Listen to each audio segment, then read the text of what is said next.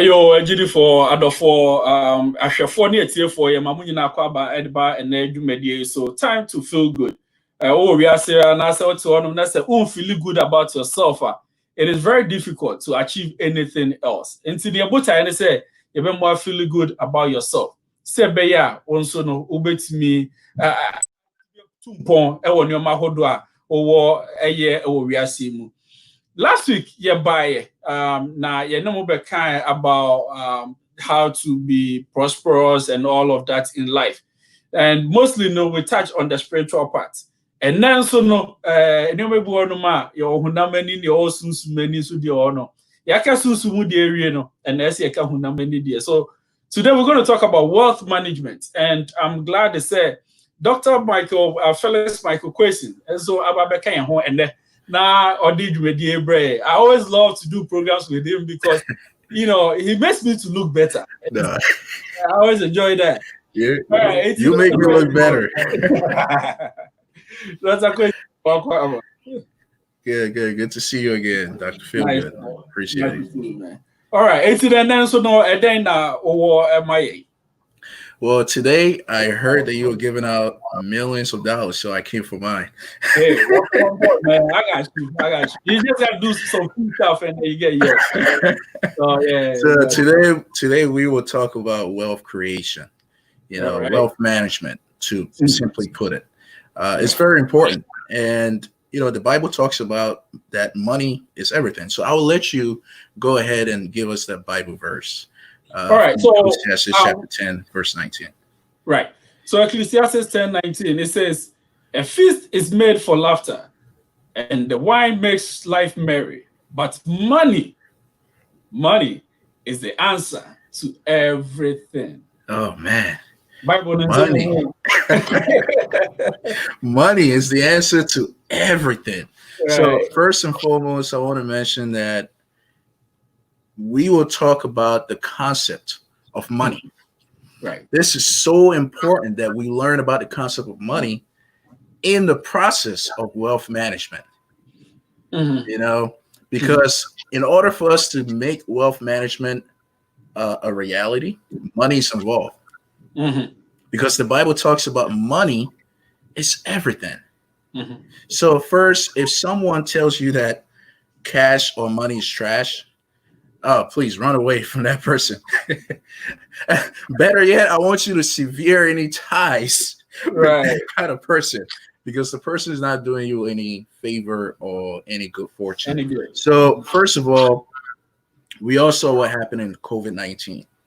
We all saw in the news, nearly 30 million Americans filed for unemployment. People didn't have any savings. A lot of people didn't have wealth management line up for them.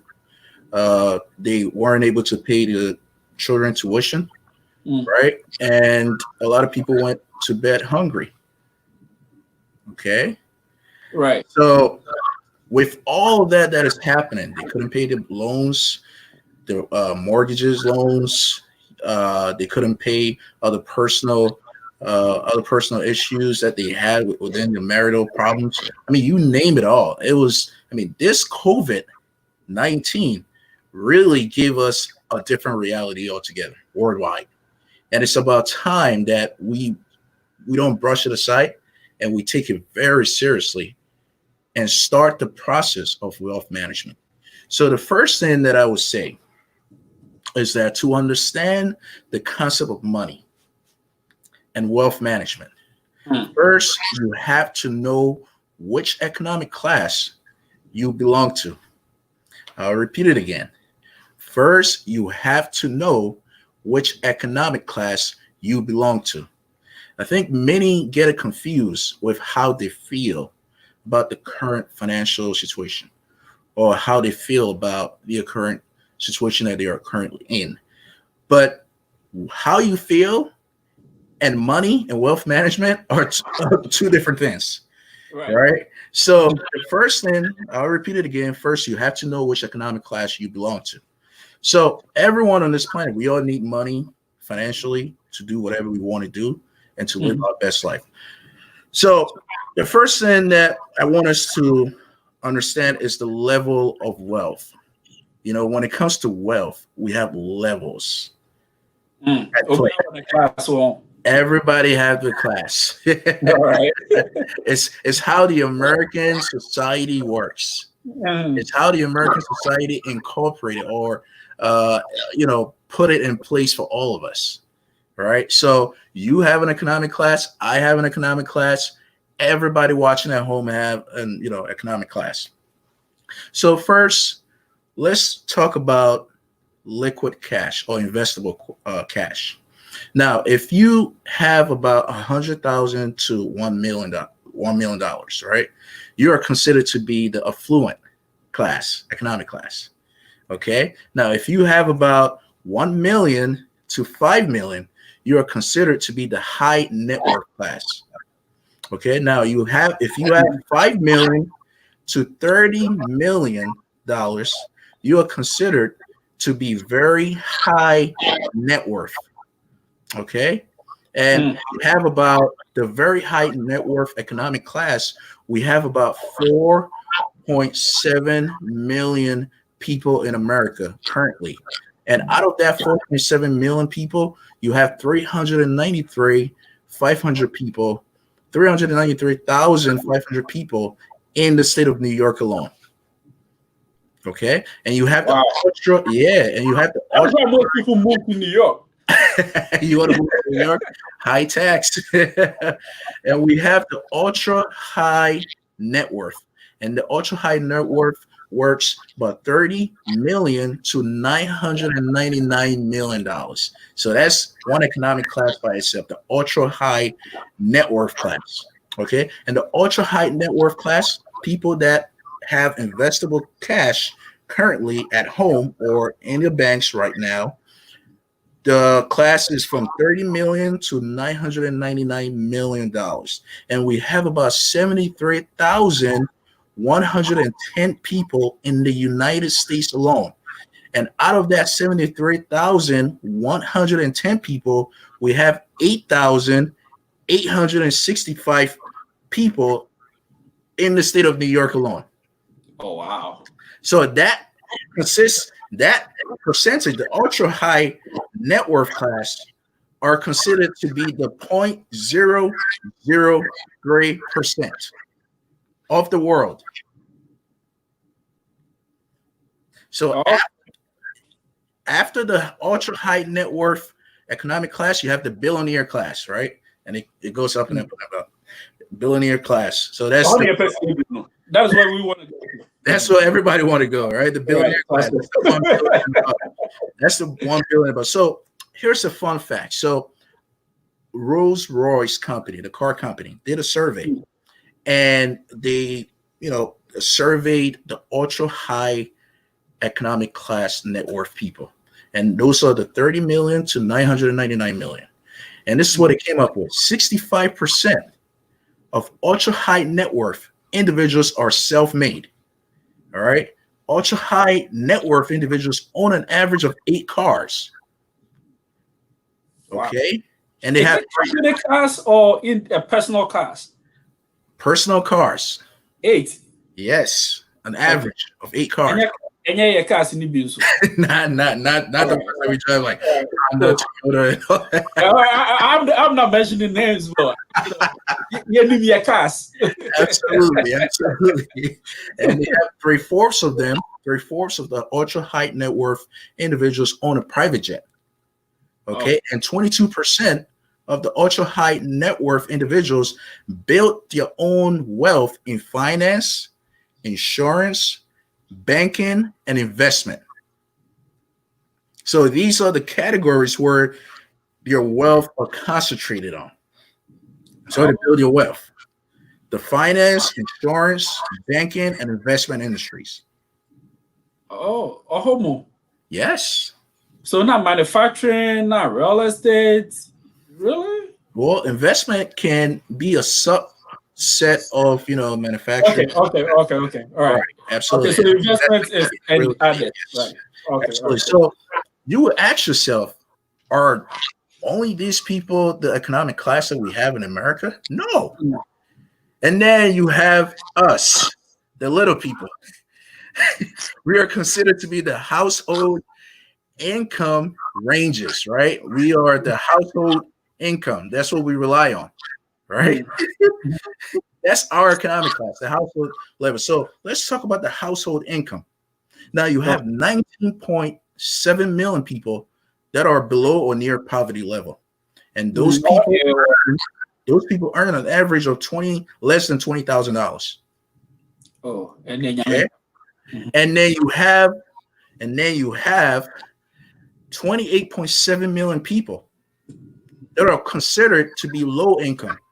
And they earn between $20,000 to $44,999. Dr. Quayson, let me come in here and then for the sake of our viewers, we're using these numbers which are based on American statistics, right? But then Absolutely. what you say if you anywhere around the world watching, you can look at the numbers and then still position yourself in this, right? When it comes to statistics and numbers and stuff like that, certain countries, yeah, numbers is a minimum crobia, scanning catch us almost kappa, but to be so just say na mere worth of. It's, sometimes getting numbers becomes difficult for certain countries, but the paper say are here for maybe I will be let's follow the discussion and position yourself along it and then see how you can move from one class to the other. Thank you. Feel So, good. So we have 28.7 million people that are considered low income in the US. And they make an average between $20,000 to $44,999. And then you have the middle class. The middle class are 57.7 million people that are considered middle class in America. And they make an average of $45,000 to $139,999. Okay. And then you have absolutely. Then you have the upper middle class, and the upper middle class are 27 million people here in the U.S. and they make an average. Are you ready? Of $140,000 to $149,999. And then you have the people with high income. They are considered the high income household ranges, and they are 9 million people. They make an average of $150,000 to $199,999. So it seems like the higher you go, the smaller the number becomes. Absolutely. And there's a reason for that. Okay. There's a reason. And then you have the high tax brackets. I'm pretty sure you've heard about it in music, the news, and all that. People, throw it around easily, right? Those are the people that make $200,000 plus. $200,000 per household, right? Not per person. Per household. Per household. Okay. Absolutely. Per household. So those are considered the high tax bracket. So now you will tell me where am I going with this? I gave the wealth class and then the household income class. The reason why I'm doing that is because when you talk about wealth, right, cash absolutely means nothing to the wealth economic class. But cash, which is money, means everything to the household income economic class. So do you think cash or money is trash to household income people? No. The answer is no. Do you think that cash or money is trash to the wealth net worth people? The answer is yes, and we will find out why. So let's go into detail. So I'm not saying get rid of all the money that you have. I'm not saying get rid of all the savings. That's not what I'm saying. I'm trying to help you manage your wealth systematically to make sure that you don't lose out on your economic opportunities. Okay. So they conducted a study, right? And the study was conducted to examine the different assets that people have from $10,000 all the way down to $1 billion. Okay. So $10,000 all the way down to $1 billion. So they wanted to know the economic behavior, spending behavior of people that have $10,000 to $1 billion. And this is what they find out. What they found out was that what percentage of your money goes into which assets.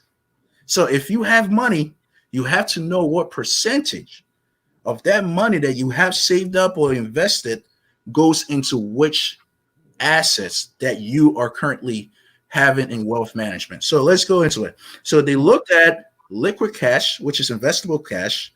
They looked at primary residence, vehicles, retirement, IRA, life insurance, other assets, mutual funds, stocks, fixed income investment, managed assets, which is trust, and real estate and business interests. So these are the categories that they looked at or they found.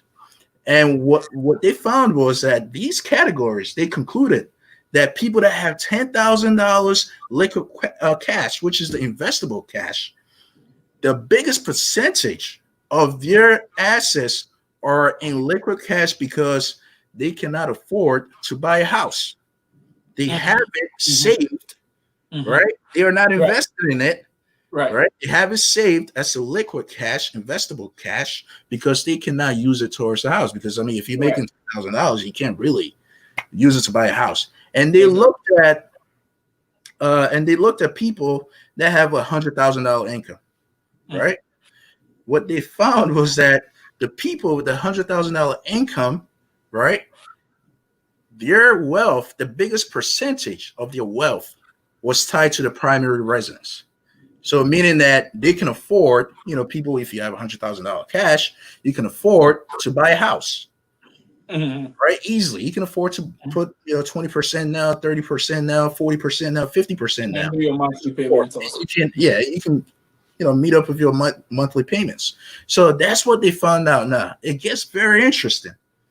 Now, what they found out that people who had $1 million, the biggest percentage, $1 million and down, people that had 1 million, 2 million, 3 million, 4 million, 5 million. What they found out was that the biggest percentage of the money that goes into which assets are their businesses. So you get the picture now?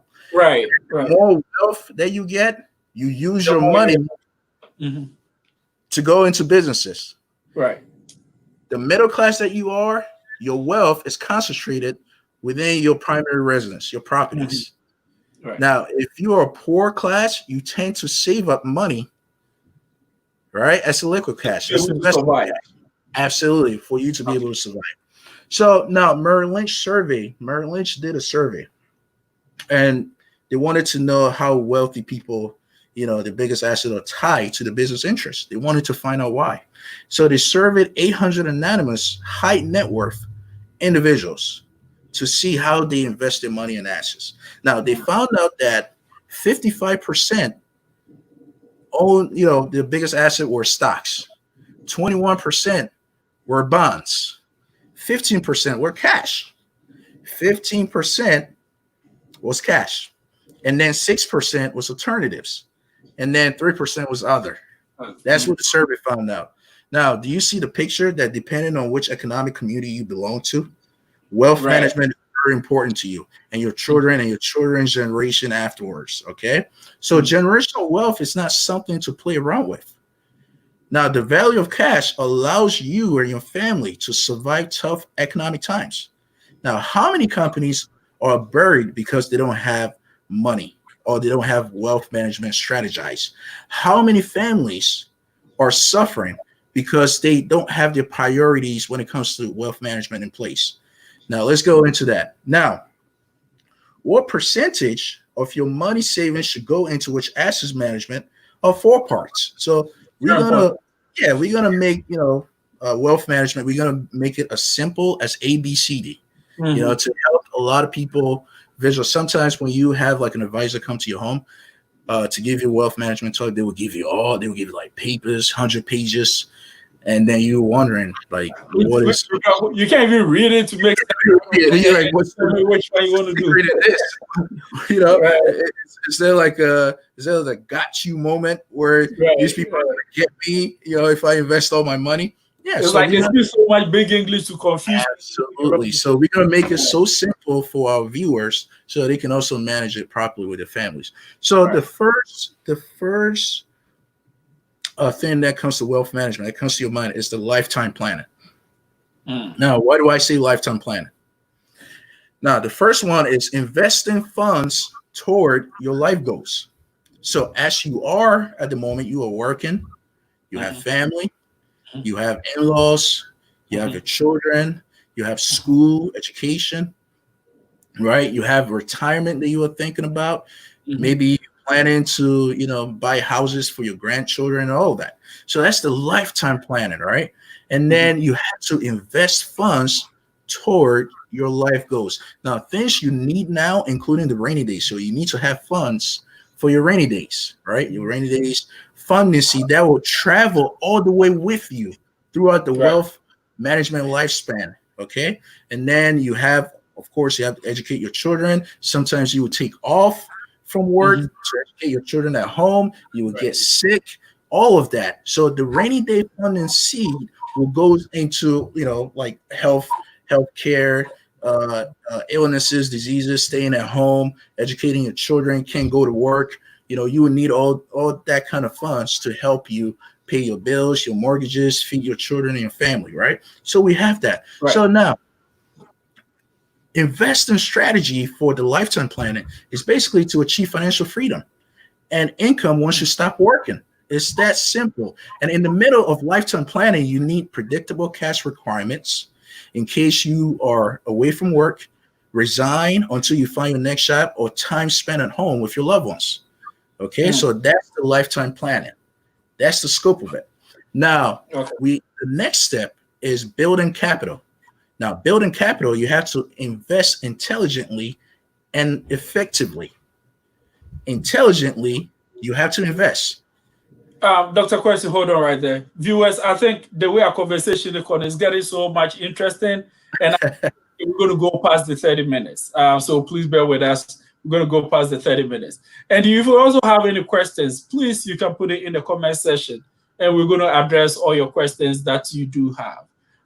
The next thing, you're talking about, before we go into capital investment, right? Because so before we get into that, talking about, life savings and assets, something that you put in aside for emergencies, for all of it. How much is enough for that kind of fund before I determine what I can invest into my capital and all of that? A good question. That depends on each family, and that depends on the size of your income. So actually, let me rephrase the question. Yeah. Say I spend $2,000 a month, right, on my family and our expenses and everything, right? Now, how many months worth of backup plan do I need before I can invest the rest? So let's say if I get 6 months, then I can say I have to put $12,000 on the side. Then anything I can invest. So you spending $2,000 and you have $4,000 aside that you want to invest. Is that what I'm hearing? No, what I'm saying is, let's say if I spend $2,000 a month, right? When, let's say 6 months, 4 months, 3 months worth of savings, and do I need like $12,000, $6,000 aside that I know say absolutely that I make? Absolutely, you have to save more than you spend. Okay. You have to save more than you spend. And that's why I want to get back to, it depends on each family economic size, your income. So if the family, let's say if the family makes, is part of the poor, poverty line, right? If the family makes about $20,000, I wouldn't encourage you to spend $2,000 because you don't have that kind of money. You're living above your means. Right. So you have to structure. That's why wealth management is so important. Wealth management doesn't also just tell you, oh, this is where you need to invest. It also strategically gives you a clarity of mindset on how you spend, the kind of products and services that you spend your money on, and why you shouldn't spend your money on that kind of product and services. So that's the bulk of wealth management. It's basically to put you in line when you go out of check. Okay. Right. So let's go into the building capital. Now, investing intelligently and effectively. Now, I'll tell you why. this is the stage where you maximize the power of your investor cash, right? So investing cleverly, investing early, and maximizing the risk return trade-off. All right. So you get the risk and return balance. Yes. Okay. Go ahead. Doc, so before the do piece, and I had a person breaking it down. So you said so many things, but let me ask the first question. When you say invest early, yes, referring to age, or yes, I'm referring to age. Yes. Okay. I'm referring to age and your economic opportunity. So a lot of people start working at a very young age. And some of them spend their money, sporadically on unnecessarily, right? They will spend money on girls, drugs, you name it all. And then when they get to their 30s or 40s, they feel sick and they don't have anything saved up or any wealth management assets available to help them. So when I say invest early, I mean by age and also by the time that you start making, income money. You have to invest it. So we have something called income investment, right? Meaning you sit down with a trusted advisor. I will go into that, a little bit more. You sit down with a trusted advisor, and the advisor asks you, what is your income? Weekly, bi-weekly, monthly, and then they will plan out your wealth according to your income. So if you need to spend about $200 every bi-weekly, then they will make sure that your investable cash, which they do withdraw from your accounts, will go towards that investment.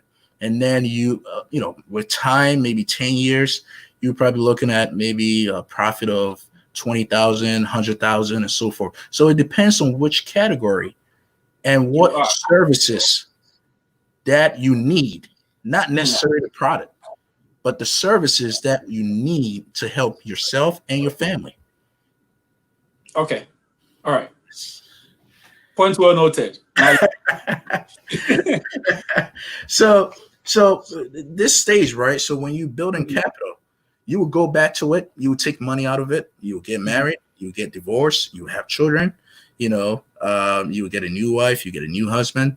You will fall sick. You will lose your job. So you will be going back and forth and taking money out of that investable cash, right? So those are the time that you have to you have to keep going back and forth with trusted advisor, your portfolio manager, and make sure that, you on track? Are we close to retirement? Am I on track? Am I saving a lot or am I losing a lot? Right? You've referred to trusted advisor, portfolio manager, those two titles a couple of times. Right. Please, I know that but can you explain to us, to the average person? Absolutely. Trusted advisor, and do we really need one? Or can I determine how much I want to spend, how I want to spend it, or I really do? You need a trusted advisor can be your friend that knows a lot about wealth management. It can be someone, it can be a professional that, becomes your friend and you want to ask questions about your wealth management. Now, portfolio manager specifically works with the company that you invest your money in. Okay. So they are the ones that are trading your money, your stocks with the different, with the market, with the American market. And they're the ones trading your stocks, making sure that your investable cash goes into, the kind of stocks that will make you money, the kind of things that will bring back much return profit, right? Those are the people that sit there and do that. Now, a trusted advisor can be your family, someone who knows a lot about money that, they themselves are a good example for you. Okay. So just like how you told me, right? Absolutely. Yeah. yes, absolutely. Yeah. So and this stage, when it comes to building capital, this is where you have to know about the tax planning opportunities, right? The tax plan is very important, and allocating taxes between you and your spouse, right? And avoiding tax evasions. This is a stage where you need to be very careful. And also you have to build your credit. Credit is very important. When it comes to wealth management, you have to make sure that you pay some of your loans and your bills to make sure that your credit score improve. So in the case that you need money for your rainy days, you can apply for loans. Right. Okay, or you need money for your businesses, you can apply for loans. So that's very important. Now, the third step is managing capital. Now, what is managing capital? You have to align your wealth with your drawdown needs.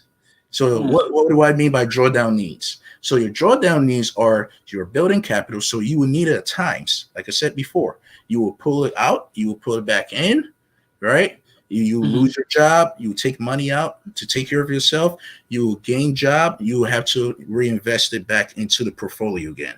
Okay, so that's the drawdown need. So you have to align your wealth with your drawdown needs. Now, at this stage, you will need to review your goals against your performance. Now, the mistake that a lot of people do is that, okay, now today I'm out of job, so I can use that fund. When they get back to the workforce, they totally forget about it. You know, they totally forget to reinvest in your wealth and portfolio again. That's the mistake that a lot of people make. Okay, so at this stage, you really want to review your goals against your performance. Are we on target? Are we not on target? Are we losing out? How much are we losing out? So these are very important for you. So, and then you also, you have getting married, divorce, like I said, having children. How many children? You have a child without a wife. You need a job that pays more or less. You got a new car note bill, right? All these are important at this stage. So at this stage, you review your asset allocation to reflect your timing and risk. Okay. So you will need to balance your income, capital preservation, and also portfolio assets growth. You will need less income to invest because you are earning more, or you will need more income to invest because you are earning less. Can you view? Yes, you will need less income to invest because you're earning more, or you will need more income to invest because you're earning less. Okay. Right? So this stage is very critical. Okay. And then you have the final stage, which is the succession planning. Now, the succession plan is you bow out of the world and you say goodbye to your family. Right? This is the process. You get old, your retirement. Now, leaving a good legacy, fund life after work. So you are out of work, you're on retirement, you have family, you have grandkids. Okay. Now, how do you're about to die, you have diseases and all of that. Now, this is a succession plan, and this is where a lot of people die without really leaving a legacy, a good legacy for the children, wife, and family, right? And this is where a lot of family, the battle for wealth becomes. Okay. He died. He was my cousin. He was my sister. He was my wife. My husband, my kid. My kid need the money, right? So it becomes a battle. That family, it can divide family because the person that died did not have a succession planning. So these are very important. Now, let's go into it. Okay. Now, make sure that you are not a burden for you or your spouse and your children. The succession planning. After you are out of work, you are retired, make sure you're not a burden. Make sure you have income in retirement and long-term care costs. A lot of people don't do that. Now, at this stage, you need to understand that you can afford to leave your loved ones, meaning you can pass away and you wouldn't even think. You would think you have your loved ones, you have them all in good company, you have all the wealth management for them, what each person needs to get, your grandchildren, generational wealth, right? This is where you're leaving them. And then how long do you need it to last?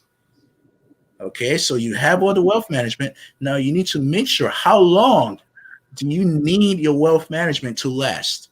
Do you want it to last all the way to the 5th generation, to the 4th generation? Do you want it to last up to tomorrow? I barely can have it last for my lifespan. Huh? Exactly. The 5th generation. 5th generation, 2nd generation, all of that. So this is where you really have to plan sporadically. Okay. Now, at this stage, you will need to structure your legacy capital to protect and provide for your loved ones. All right. By getting power of attorney. Those are the admin side of it. So you need to get a power of attorney. You have to set up trust to protect your capital gains for the long term and through generations, like I said. Okay. So that's the final stage of succession planning. Yes. Okay. So talking about final, so let me ask you some few questions before Yes. we wrap up. So first question is, somebody says, Master, my father didn't leave me much, or my father didn't have much. I bet you've heard it before. That's why I laugh like that. My father didn't have much, but I'm at this point. So I got to enjoy whatever I make. Yeah. To be able to fend for themselves. Yeah. What advice do you have for someone like that? So the person's parent never had anything for him, and now he's working and he has to enjoy his life. Right. Does the person have like children, wife? Yeah, have wife, children, but then that would be my advice. Would be, of course, you have to have a wealth management. Okay. Your father's problem is no longer your children or your wife's burden. Okay. Right. So that was your burden. You got through it. Thank God you're not working. You're making more than your dad. Now you have to plan for your wife, your dependents, people that depend on you. You have to plan for them because you don't want to end up leaving a bad legacy like your dad. You want to end up leaving a good legacy for people that will come underneath your bloodline. So it's very important to have wealth management. Okay. So you need a trusted advisor, like I said. So a one-size approach doesn't fit all. Now, a lot of wealth management people will try to sell you that approach. First, you need to know what the conflict of interest, because you don't want to die, and then next thing you know, you have a conflict of interest, and then your descendants are battling that in the court. So you have to make sure that you clear off any conflict of interest before you die. Leaving a good legacy. And then you have to make sure that people don't sell you just products, right? You have to make sure that what is the first thing that you need, services versus products. Do I need this type of service? If you need this type of service, then of course there will be a product for it. But don't just jump onto the product and miss out on the services that the product will potentially put you in. So it's very important. And then, of course, we have all the challenges. Like, we have the challenges like one size doesn't fit all. Make sure that you are, focusing on the good products and services rather than just jumping in and just, signing up for anything that doesn't make you leave a good legacy for your dependents. Okay. And then someone trying to sell you that, you have to be very careful. And then having a reactive approach to wealth management is very important. So you yourself, you have to go into wealth management seminars, make sure that you are being counseled properly to make sure that your life and your family, it's not poor. You don't die and then they become poor. You die and then they become rich. And then they have a lineage of wealth management for them. Okay. So please, if you're watching and you have any question, please do bring it in. And we have a few more minutes to go, but we'll do our best to answer all your questions. We're talking about wealth management, and we're not just talking about money making. We're talking about wealth. There's a difference between that, right? Yeah. Difference between money making and wealth. Big. Right. So we're talking about wealth management. So if you have any questions about that, please bring it in and then we'll answer them. Thank you for watching. I see a lot of people. Esther McKay, Mamiya Jewa, Isaac Boatin, Nanako Ekufori, Emmanuel Kuma, Andrea Vida, Frank Adakwa, Juliana, my wife. I see James P, Margaret, and others. So please, if you have a question, please bring it and then we will answer. But Doc, talking about one size doesn't fit all. Yes. So if I see someone doing something and from outside I see they're doing very well, how do I approach that in investing into that same kind of service or product? That's a good question. So you know how someone will see a billionaire or millionaire, right? And they will ask the question, what's your schedule like? Right. That's the dumbest question you can ask someone who has millions of dollars or billions of dollars, right? The right question that you need to ask them is, how was your schedule then?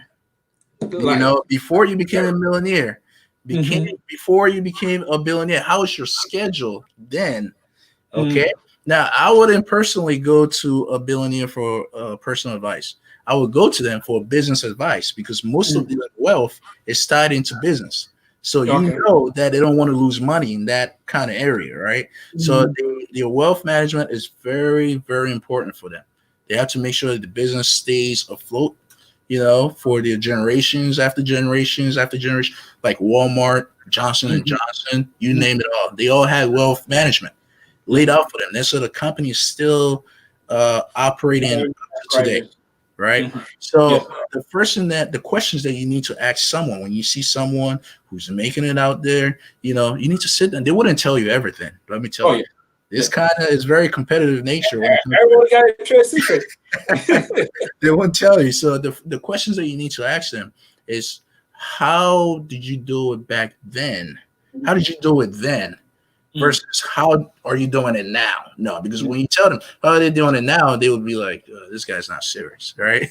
But if you ask them, how did you do it then they would be like, oh, okay, he really wants to know. Okay. Right. So what about risk taking? Because we talk about business is risk, is risk and all of that.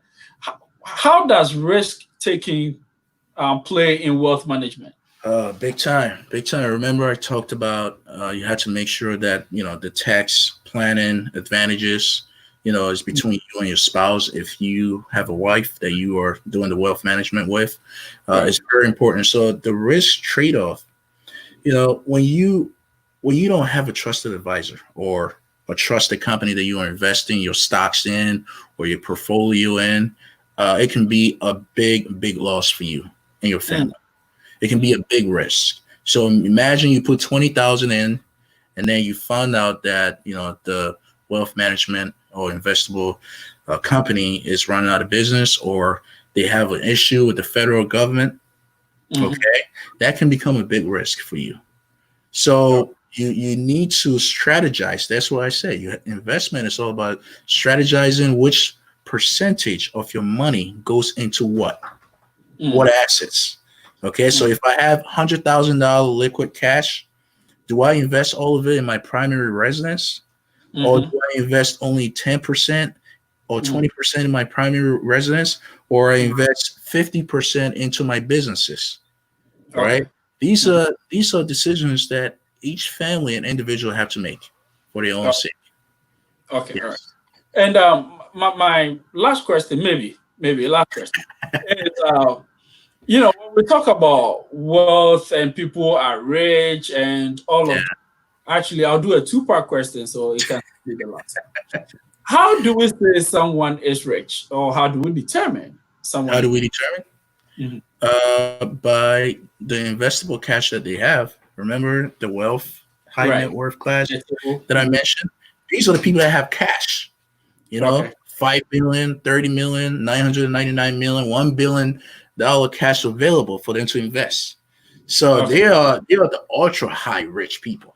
So then we're not talking about their value, because we're not talking about their value. Have a lot of assets, but not really physical cash. Those are the businesses. So like I said, so people in that high wealth economic class, they tend to put their money, their cash, their money into their businesses, right? So now when they put their money into their businesses, Forbes or whoever will evaluate them as, he's worth $1 billion. So for example, like Kanye West became a billionaire. He doesn't have $1 billion cash available. Right. So he invests all the cash that he had in his company and other businesses. Right. So that's his value. So if you ask Kanye West for maybe 999 million, I'm pretty sure he wouldn't get it for you. Right. But his businesses, that's where he has his cash in.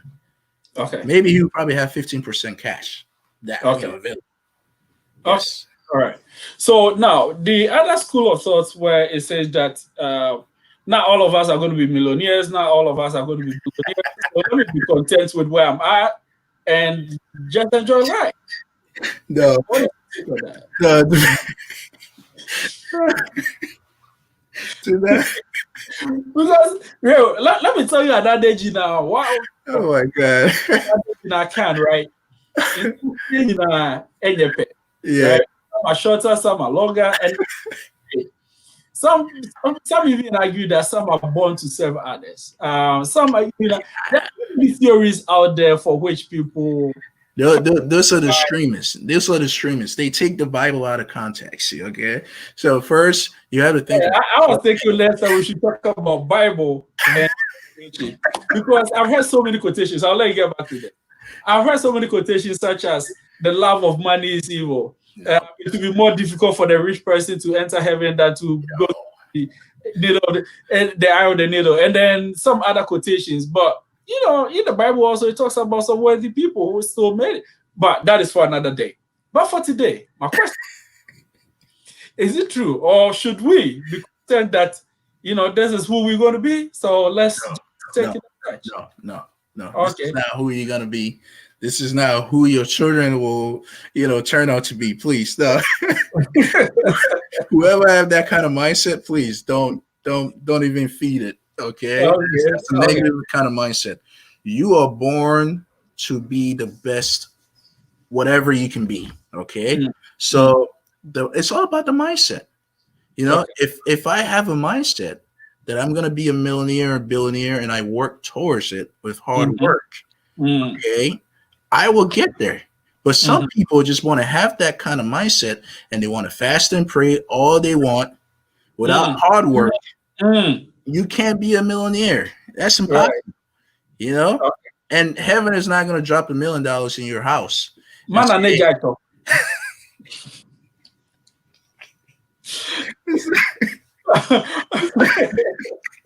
it's plain a fact, man. But I've met so many Christians who, So the Bible said, God said, "I am the God that created both the rich and the poor." God didn't say that you're supposed to be poor. He said, "I am the God that created the rich and the poor." He didn't mention names. He didn't mention ethnicity. Okay, some people have the mindset that black people are just have to be servants. Right. That's not true. That's the whole thing. You can strive to be a millionaire, to be a billionaire. You can strive for wealth management creation for generations after you. Okay, your spouse or your children will never taste poverty. You can plan for that. Yes. Say amen. But I have this friend, right? His name is called Jordan, like Michael Forey. His other name is called Jordan, and he has these two sayings: "Die rich, get rich or die trying." 50 Cent. 50 Cent. That has some connotations to it, so I'm not going to go too much into that. Yeah. The other one is the one I really love. I want to make enough that my children don't have to live the way I lived. Oh my God, that's the perfect thing.